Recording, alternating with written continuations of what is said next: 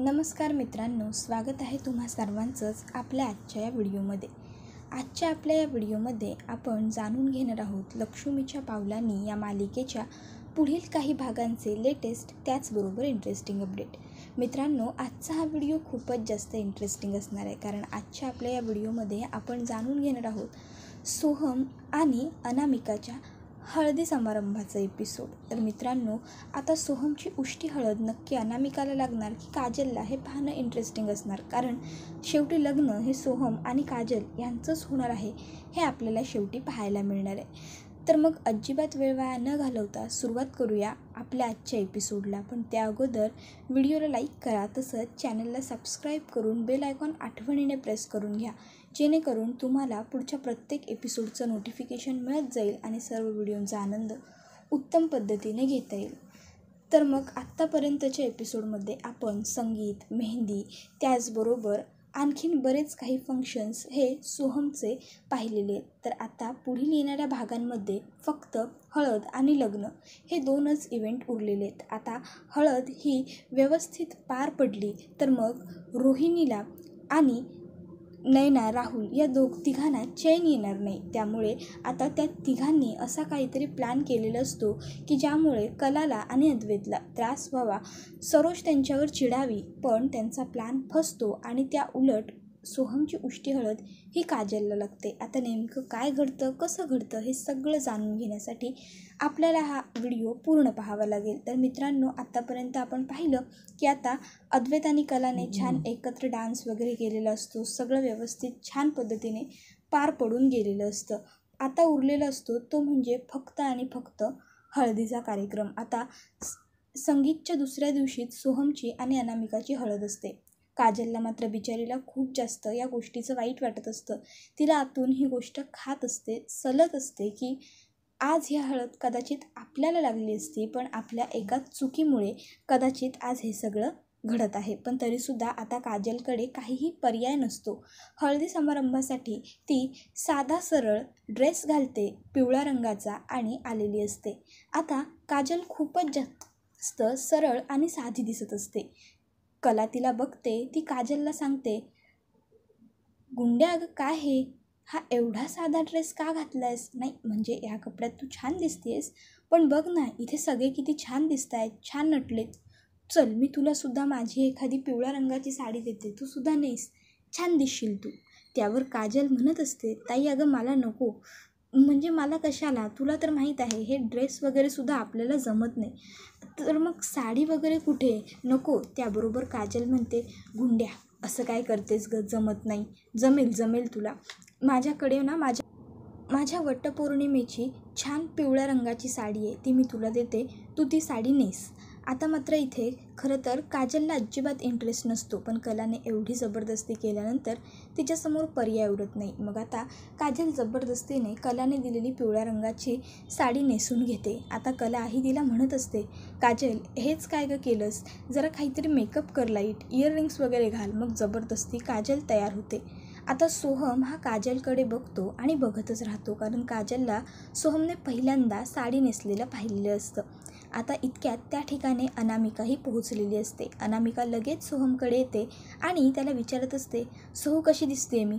आता मात्र सोहम हा लगेचच अनामिकाकडे बघतो आणि तिला म्हणत असतो, अरे वा, खरंच looking you are very beautiful, खूप सुंदर दिसतेस, अमेझिंग. त्याबरोबर मात्र आता काजलला खूप वाईट वाटतं. तिला वाटलेलं असतं की आता सोहम आपल्याकडे एवढं बघतोय, तो आपल्याला काहीतरी कॉम्प्लिमेंट देईल, पण तसं काही घडत नाही.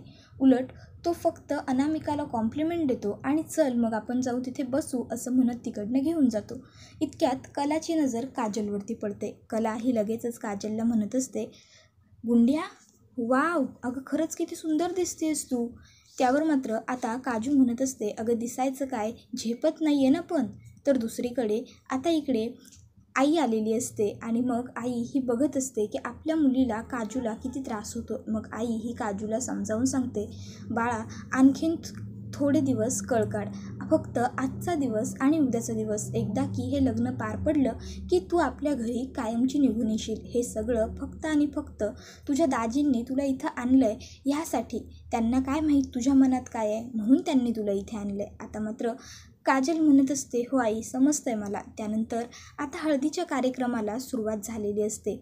एक एक करून प्रत्येक बाई सोहमला हळद लावत असते. सगळ्यात अगोदर रजनी ही त्याला हळद लावते. त्यानंतर आता लगेचच रजनीच्या मागोमाग सरोज, त्यानंतर रोहिणी, मग अद्वैत, कला, राहुल, नयना सगळेच जण एक एक करून हळद लावून घेतात. आता सोहमला हळद लावून झाल्यानंतर आता हळद खेळायची वेळ येते. त्याबरोबर आबा म्हणत असतात की 1 मिनटं हळद खेळायला दुसरी वापरा. ही जी हळद आहे ती अनामिकाला उष्टी हळद म्हणून द्यायची आहे. त्याबरोबर लगेचच आता रोहिणी म्हणत असते, खरंच आता आपल्या घरात शेवटी धाकटी सूनसुद्धा येणार आपली. खूप जास्त इच्छा आहे की नक्की काय घडणार, एक्साइटमेंट आहे. मी आता उष्टी हळद घेऊन जाते. त्याबरोबर आबा म्हणत असतात, अगं तू? त्यावरती म्हणते, हो आबा, बट ऑब्वियस, अहो शेवटची सून आहे आता आपल्या घरात येणारी, मग तिच्यासाठी उष्टी हळद मीच घेऊन जाणार ना. आता खरं तर इकडे रोहिणीने आणि नयनाने दोघींनी मिळून मुद्दाम असं प्लॅनिंगच केलेलं असतं की हळद घेऊन जात असताना काहीतरी असं करायचं की त्या हळदीचं बाऊल खाली सांडेल आणि काहीतरी वाईट घडेल. कारण आपल्या घरामध्ये अपशकुन वगैरे अशा गोष्टींवर सगळ्यांचाच खूप विश्वास आहे. त्यामुळे जर हळद खाली सांडली तर मग मात्र आपण या गोष्टीचा कांगावा करू शकतो. आणि कलाने मी सगळं स्वतःहून करणार आहे असं म्हटलं आहे. मग जर हळद सांडली तर तिच्या मॅनेजमेंटमध्ये फॉल्ट येईल. त्याबरोबर आता ठरल्याप्रमाणे सगळं काही रोहिणी ही करत असते. पण आता ऐनवेळी आबा म्हणतात की तू नको, कलाला हळद घेऊन जाऊ देत. आता कला ही हळद घेऊन जाणार असते म्हणून रोहिणी मुद्दामून आता तिच्या रस्त्यात पाय अडवते. पण चुकून तिथून सोहम सरकतो. कारण सोहम हा पुन्हा समोरून चालत येत असतो आणि इतक्यात सोहम पडणार असतो आणि तो त्याचा हात पटकन काजलच्या डोक्यावरती टेकवतो. कारण समोर काजल बसलेली असते. सोहम हा आपला तोल तर सावरतो पण त्याच्या हातानं जी हळद लागलेली असते ती काजलच्या माथ्यावर अगदी तशीच्या तशी येते. आता सोहमची उष्टी हळद काजलला लागली असं मुद्दामून रोहिणी ओरडायला लागते. अरे रे, अपशकुन झाला. त्याबरोबर काजल ही म्हणत असते, हे सगळं मी मुद्दाम नाही केलं, मी इथे बसले होते. त्याबरोबर आता मात्र इकडे सरोज आणि रोहिणी त्याचबरोबर नयना ह्या सगळ्याजणी काजलला दोष देत असतात. तुला गरज काय होती इथे बसण्याची? उगाचच्या उगाच इथे बसलीस. बघ आता किती मोठा अनर्थ घडला, तुला लागली त्याची हळद. त्याबरोबर आता ती म्हणत असते, माझा काय दोष आहे? मी इथे बाजूला गुपचूप बसले होते, माझा मोबाईल बघत होते. त्याबरोबर लगेच आता अद्वैतमध्ये येतो आणि म्हणत असतो, इट्स ओके, ठीक आहे, एवढं काहीच घडलेलं नाही आहे. फक्त तिच्या डोक्याला हळद लागली आहे. पण उलट अपशकुन वगैरे काहीच झालेलं नाही आहे. खरं बघितलं तर जे घडलं ते चांगलंच घडलं. आता जर उलट ती तिथे बसलेली नसती तर सोहम हा खाली पडला असता. पण ती तिथे बसलेली होती म्हणून सोहमने तिचा आधार घेतला आणि पडण्यापासून तो वाचला. काजल, काही एवढं झालेलं नाही आहे. सोहम तू ठीक आहेस ना? त्यावर सोहम म्हणतो, हो दादा. त्यावर लगेचच अद्वैत हा काजलला म्हणतो, काजल तू? त्यावर काजलसुद्धा होकार देते. मग लगेच अद्वैत म्हणतो, ठीक आहे, जा आणि काजल तू तुझं डोकं तेवढं धुवून घे.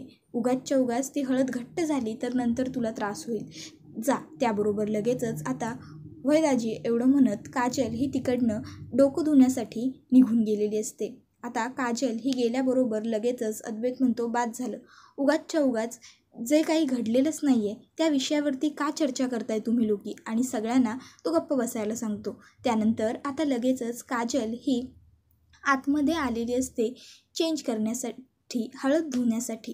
पण त्यावेळेस आता काजल ही डोक्याची हळद बघते आणि तिला खरं तर ती हळद धुण्याची इच्छा नसते. ती म्हणत असते की आज खरं तर ही उष्टी हळद मला मानाने लागली असती, पण माझ्या एका चुकीमुळे आज ही उष्टी हळद मला चुकून लागली आणि आता ती मला धुवून टाकावी लागणार आहे. त्यानंतर आता बिचारी काजल ही शेवटी ती हळद ही आरशात बघतच असते. इतक्यात तिची आई ही तिथे येते आणि तिला सांगते, काजू नको ठेवू ही हळद कपाळावर, धुवून टाक बाळा, धुवून टाक. ह्या हळदीवर तुझा नाही तर त्या अनामिकाचा हक्क आहे आणि तिला ती हळद पोच होईल बी. हे जे काही झालं आहे ते समजत चुकून अनावधानाने झालं आहे, धुवून घे ती हळद. त्याबरोबर काजल म्हणत असते, आई मी तेच करायला आली आणि मग ती पटकन ती हळद धुवून टाकते. आता सोहमची हळद पूर्ण झाल्यानंतर आता अनामिका ही घरी तिच्या निघून जाते. तर आता मात्र इकडे सोहमला खूप जास्त टेन्शन आलेलं असतं की हे सगळं कसं काय घडलं. अद्वैत दादाच्या आणि कला वहिनीच्या लग्नात सुद्धा असंच घडलं होतं. समोरून कला वहिनी येत होती आणि तिलासुद्धा अशीच दादाची उष्टी हळद लागली होती. तर दुसरीकडे कला ही देवाजवळ प्रार्थना करत असते की आज सोहमची हळद जशी व्यवस्थित पार पडली तसंच त्याचं लग्नही व्यवस्थित पार पडू देत. काहीच प्रॉब्लेम नको येऊ देत त्याच्या लग्नात. सगळं अगदी व्यवस्थित निर्विघ्न पार पडू दे. आत्तापर्यंत जशी आमची साथ दिलीस, आम्हाला आशीर्वाद दिलास, तसाच यापुढेही राहू देत आणि सोहमचं सगळं चांगलं होऊ देत. त्याबरोबर आता दुसरीकडे अद्वैत हा कलाला पाया पडताना बघतो आणि तिला विचारत असतो, काय गं खरे, काय करतेस? देवाकडे काहीतरी मागत असशील ना? अगं तो देवसुद्धा वैतागेल तुला. किती वेळा त्याच्याकडे काही ना काही मागतच असतेस. तुला स्वतःवर अजिबात कॉन्फिडन्स नाही आहे का गं? प्रत्येक गोष्टीत तुला देव हा लागतोच. त्यावर कला ही म्हणत असते की हे बघ, देव लागत नाही तर देवाचा आशीर्वाद हा कायम सोबत असावा लागतो. आपण कितीही प्रयत्न केले ना तरी आशीर्वाद हा कायम महत्त्वाचा असतो. त्यावर अद्वैत म्हणत असतो की हो, ही गोष्ट मला माहीत आहे आणि मान्यसुद्धा आहे. पण तुला ना देवसुद्धा म्हणेल जरा कॉन्फिडन्स आण स्वतःवरती आणि एखादी गोष्ट तू परफेक्ट कर, मग त्याच्यात मी तुला आशीर्वाद देईन. तू जिथे असशील तिथे गडबड गोंधळ होणारच, तिथे कोणतंच काम परफेक्ट होणारच नाही. त्यावर कला म्हणते, बरं असू द्या, द ग्रेट अद्वैत चांदेकर राहू द्या. उद्या सोहमचं लग्न आहे, तुमची सगळी कामं झाली? त्यावर लगेच अद्वैत म्हणतो, येस, मग मी कोण आहे? मी अद्वैत चांदेकर आहे. मी कोणतंच काम पेंडिंगवर ठेवत नाही, मी सगळी कामं केली. कला म्हणते, नक्की? त्यावर अद्वैत एकदम कॉन्फिडेंटली हो म्हणतो. कला म्हणते, गुरुजींशी बोलणं झालं? आता मात्र अद्वैत गप्प बसतो. कला म्हणते, नाही ना झालं? जा, पहिला गुरुजींना फोन कर आणि उद्याची वेळ त्यांना व्यवस्थित सांग. त्यांना गाडी घ्यायला कोण जाणार आहे हे सगळं त्यांना सांग. त्यावर मात्र अद्वैत लगेच करतो बोलून आता गुरुजींना कॉल करतो आणि गुरुजींना सांगत असतो की गुरुजी, उद्या 11चा मुहूर्त आहे, त्यामुळे तुम्ही वेळेवर येणं गरजेचं आहे. राहुल तुम्हाला गाडी घेऊन घ्यायला येईल. तर दुसरीकडे आता कला ही सुद्धा उद्याच्या तिच्या तयारीला लागलेली असते. तिला कोणती साडी नेसायची आहे, काय दागिने घालायचे आहेत, त्याचबरोबर उद्या लग्नामध्ये लागणारे पाट, मुंडावळ्या, तसंच नारळ, आंब्याची पानं वगैरे सगळी काही तिची तयारी सुरू असते. तर दुसरीकडे आता लग्नात मदत करणं तर दूर, पण गोंधळ कसा घालायचा हे नयनाला अगदी इत्थंभूत व्यवस्थित माहीत असतं. आणि मग आता नयना आणि रोहिणी या दोघीजणी मिळून हे लग्न आपल्याला कसं खराब करता येईल, मिठाचा खडा यात कसा टाकता येईल, यासाठी प्लॅनिंग करत असतात. तर बिचारे कला आणि अद्वैत मनापासून मेहनत करत असतात, पण नवरदेवांच्या मनात तर काहीतरी वेगळंच सुरू असतं. इकडे आता संध्याकाळची वेळ असते आणि सोहम हा एकटाच त्यांच्या गार्डनमध्ये येरझाऱ्या मारत असतो. इतक्यात त्या ठिकाणी काजलसुद्धा आलेली असते. आता काजलला अजिबात माहीत नसतं की सोहम हा गार्डनमध्ये आहे. ती खरं तर गार्डनमध्ये सहज जरा शांत उभी राहण्यासाठी आलेली असते. आता काजल ही एका कोपऱ्याला गार्डनमध्ये उभी असते आणि तिचे डोळे हे बंद असतात. सोहम हा काजलला बघत असतो. इतक्यात काजल डोळे उघडते आणि मागे फिरते तर तिला सोहम दिसतो. आता सोहम दिसल्याबरोबर काजल ही तिकडनं जात असते आणि चुकून जात असताना तिच्या पायाला काटा रुपतो. आता लगेचच तिला काटा टोचल्याबरोबर ती आई गं आ असं ओरडत पटकन पाय उचलते आणि काय झालं ते बघत असते. आता साडी नेसली असल्या कारणामुळे काजलला पाय व्यवस्थित वरती करता येत नसतो. मग लगेचच सोहम तिच्या जवळ येतो तिची मदत करण्यासाठी. तर काजल ही त्याला म्हणत असते, इट्स ओके, मी माझं मॅनेज करेन, जा तू. त्याबरोबर मात्र लगेचच सोहम तिचा हात पकडतो आणि तिला म्हणत असतो, गप्प बस काजल, तुला कळतंय का?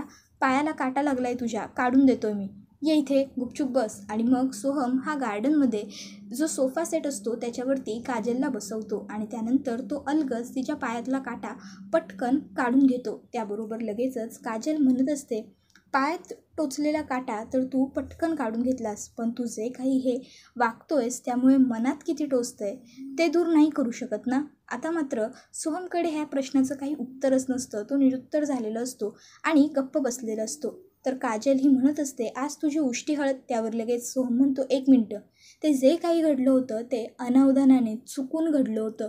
उगाचच्या उगाच त्या गोष्टीचा विचार करत बसू नकोस. त्याबरोबर काजल म्हणत असते, पुढे मला काय बोलायचं आहे ते एकदा पूर्ण ऐकून तर घे. आज तुझी उष्टी हळद मला चुकून तुझ्याच हातून लागली. जर मी एक चूक केली नसती किंवा तू अनामिकाला प्रपोज केलं नसतंस तर कदाचित आज तुझी उष्टी हळद मला लागली असती. आता त्या दोघांची चर्चा सुरू असते. इतक्यात त्या ठिकाणी आबा येतात. आबा आल्याबरोबर काजल आणि सोहम दोघंही गप्प बसतात. आबा म्हणतात, काही महत्त्वाचं बोलताय का रे पोरांनो? त्यावर ते दोघंही म्हणतात, नाही नाही आबा, आम्ही जनरली गप्पाच मारतोय, तुम्ही बोला ना. त्याबरोबर लगेच आबा सांगतात की सोहम, अरे जरा तू माझ्याबरोबर मंदिरात चल. मला मंदिरात जाऊन जरा पाया पडायचं आहे, प्रार्थना करायची आहे. उद्या तुझं लग्न आहे तर जाऊन येऊ. त्यावर सोहम म्हणतो, हो हो चालेल ना आबा. आता खरं तर आबांना मंदिरात जायचं असतं ते गुरुजींना भेटण्याकरता. त्यांना गुरुजींना विचारायचं असतं की आमच्या चांदेकरांच्या घराण्याला जो श्राप आहे त्यामुळे सोहमचाही संसार. त्याबरोबर आता इकडे गुरुजी हे मंदिरामध्ये पूजा करत असतात. इतक्यात त्या ठिकाणी आबा आणि सोहम दोघंही पोहोचतात. आबा आणि सोहम दोघंही पटापट दर्शन घेतात. त्यानंतर आबा मुद्दामून सोहमला सांगतात की सोहम जा, मी नारळ वाढवायचा आहे, तो आणायचा विसरलो, तू जरा खालून घेऊन ये. सोहम नारळ आणायला जातो. त्यावेळेस आबा हे लगेचच गुरुजींना विचारतात, गुरुजी, आम्हाला आमच्या नातवाची पत्रिका पुन्हा एकदा बघायची होती, त्याच्या आयुष्यात सगळं सुखी सुरळीत होईल ना? त्यावर गुरुजी पुन्हा एकदा सोहमची पत्रिका घेतात आणि सांगत असतात की हो, सोहमच्या आयुष्यात सगळं काही चांगलं होईल. फक्त एक गोंधळ आहे, तो म्हणजे उद्याच्या आणि परवाच्या दिवसात काहीतरी एवढं मोठं भयानक त्याच्या आयुष्यात घडून जाणार आहे की त्याचं पुढचं संपूर्ण आयुष्य बदलून जाईल. फक्त हे 2 दिवस त्याच्या आयुष्यात खूप कठीण आणि वाईट असणार आहेत. त्याच्या लग्नात असं काहीतरी घडणार आहे की ज्यामुळे त्याला हे सगळं खूप अवघड जाणार आहे. पण लग्नानंतरचं पुढचं त्याचं सगळं आयुष्य खूप सुंदर असेल. आता मात्र आबांना टेन्शन येतं की नेमकं असं काय घडणार आहे. आबा गुरुजींना पुन्हा विचारतात, त्याच्या संसारात तर काही? त्यावर गुरुजी म्हणतात, छे छे, तसं काही नाही. त्याचा संसार हा सुखी होईल. त्याच्या संसाराचा योग हा त्याच्या पत्रिकेत अगदी उत्तम पद्धतीने दिसतोय. त्यानंतर आता इकडे घरी आल्यावर ते लोक बघतात तर रजनी ही खूप जास्त खुश असते आणि ती काजल बरोबर बोलत म्हणत असते, काजल, खरंच तू ना अगदी कलासारखी आहेस, तुलासुद्धा कामांचा खूप उरक आहे. आता अनामिका म्हणजे कलासारखी आणि तुझ्यासारखी असली ना की झालंच. त्याबरोबर लगेच काजल म्हणत असते, अनामिका माझ्यासारखी कशी असेल? ती तर खूप हुशार असेल ना. तेव्हाच तर सोहमने चॉईस केलं आहे तिला. त्याबरोबर लगेचच आता रजनी म्हणते, असं काही नाही या, म्हणजे त्याला आवडली म्हणून खूप हुशार नाही गं, तू सुद्धा उलट तिच्यापेक्षा उजवी आहेस कामाच्या बाबतीत, बोलण्या चालण्याच्या बाबतीत. आता तिच्या सवयी आपल्याला माहीत नाही. इतक्यात त्या ठिकाणून सोहम जात असतो. सोहमला बघून लगेचच रजनी त्याला हाक मारते, सोहम इकडे ये रे जरा. त्याबरोबर सोहम पुढे येत विचारतो, हां आई बोल ना. त्यावर लगेचच रजनी म्हणत असते, काजल तुझी मैत्रीण आहे आणि आता अनामिका तर तुझी बायको होणार आहे, त्यामुळे तू दोघींनाही जवळून ओळखतोस बरोबर? त्यावर लगेचच सोहम म्हणतो, हो, असं का विचारतेस? त्यावर आई म्हणत असते, बघ काजल काय म्हणते, अनामिका हुशार आहे, ग्रेट आहे, म्हणून तू तिला निवडलंस. असं काही आहे का की काजल अनामिका ह्या दोघीही सारख्या आहेत? त्यावर सोहम म्हणतो, आई हा काय प्रश्न आहे? काजल काजलच्या जागी आहे, अनामिका अनामिकाच्या जागी. त्यावर लगेचच पुन्हा एकदा रजनी म्हणते, नाही रे तसं नाही, तुला कळलंच नाही मला काय म्हणायचं आहे ते.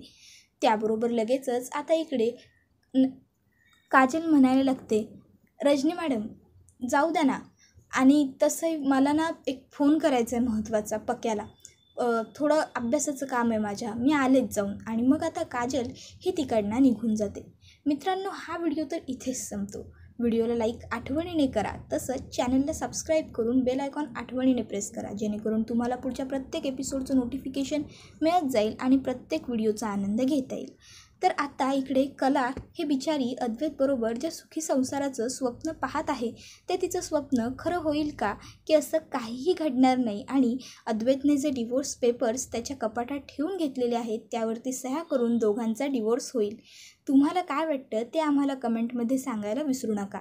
त्याचबरोबर पुढचे इंटरेस्टिंग भाग जाणून घेण्यासाठी आपल्या व्हिडिओला लाईक करा, चॅनलला सबस्क्राईब करा आणि आपला हा व्हिडिओ तुमच्या जास्तीत जास्त कुटुंबियांसोबत तसेच मित्रपरिवारांबरोबर सुद्धा नक्की शेअर करा, जेणेकरून त्यांनासुद्धा आपल्या व्हिडिओंचा असाच उत्तम पद्धतीने आनंद घेता आला पाहिजे. मित्रांनो, आता आपल्या सगळ्यांना हे तर माहीत आहे की सोहमचं लग्न हे काजलबरोबर होणार आहे, पण ते नेमकं कसं हे सगळं जाणून घेण्यासाठी आपल्याला मालिका व्यवस्थित आणि पूर्ण पाहावी लागेल. त्यामुळे अजिबात वेळ वाया न घालवता आपले नेहमीचे अपडेट पाहत राहा, कारण आता सोहमचं आणि काजलचं लग्न किंवा अनामिकाचं लग्न कोणाशी होईल त्याची अजून तरी आपल्याला खात्री नाही आहे. त्यामुळे आपण तरी सध्या अनामिकाला जरी गृहीत धरत असलो तरी सोहमची हिरोईन काजल असल्या कारणामुळे लग्न तर त्यांचंच होणार हे आपल्याला माहीत आहे. पण ते कसं आणि कधी हे सगळं जाणून घेण्यासाठी सिरियल पाहत राहा आणि त्यासाठी आपले व्हिडिओसुद्धा. धन्यवाद.